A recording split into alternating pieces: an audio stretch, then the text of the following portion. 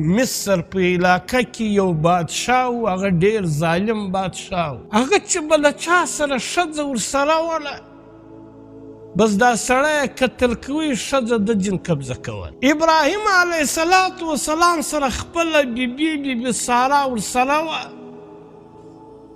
روانو په دا علاقه کې و دې بادشاه ته چا رپوټ ورکوي چې داسې سړی را روان دی، داسې حسینه جمیله ښځه ورسره ده.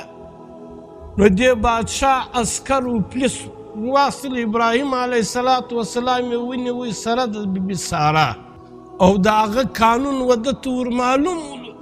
ابراهیم علیه السلام څخه چې دا بادشاه پوښتنه وکړه، لیکن بادشاه کې بیا یو عادت و چې له کوم چا سره به خور ورسره وه بیا یې کار نه په درلود. نو ابراهیم علیه السلام ته دې بادشاه ویل چې دا ښځه ستا څه ده؟ ابراهیم علیه السلام ورته ویل دا زما خور ده، حالانکې د ده خور نه وه، د ده بیبي وه. نو ابراهیم علیه السلام دلته هم خلاف وویل، لیکن علماء کرام بیا چې ابراهیم علیه السلام رالی و د خپلې بیبي لره، نو دې بادشاه ورته وویل چې دا ستا ښځه ما له راواستوه. ابراهیم علیه السلام چې رالی و دې خپلې بیبي ته یې ویل چې ته چې بادشاه لره ورسې، له ما دې ستا په باره کې پوښتنه وکړه، ما ورته وویل چې دا زما خور ده.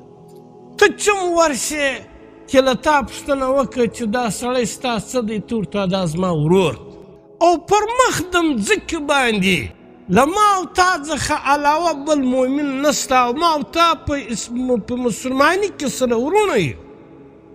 زه په مذهبي لحاظ سره، د اسلام په لحاظ سره، بس یو زه مسلمان یم، یو ته مسلمانه یې، نو زما او ستا په مابین کې هغه ایماني ورورګلوي ده. ولې الله پاک هم په یو آیات کې پر انما المؤمنون اخوة، چې مؤمنان سره ورونه دي. نو ته چې ورسې دغه ورته ووایه. نو دا بیبي ساره دې بادشاه لره ورغله. بادشاه پوښتنه نه ده ځین کړې، فوراً یې لاس ور واچوه. دا چې تله ابراهیم علیه السلام پر لمانځه ودرېد، و الله پاک ته متوجه سو. نو چې دا ښځه ورله بادشاه لره، بادشاه بیا پوښتنه نه ده ځین کړې، لاس یې ور واچوی، لیکن د الله پاک په قدرت سره د بادشاه لاس شل سو. و دې بیا بیبي ساره ته ویل چې ته دعا وکړه، له ما څه غلطي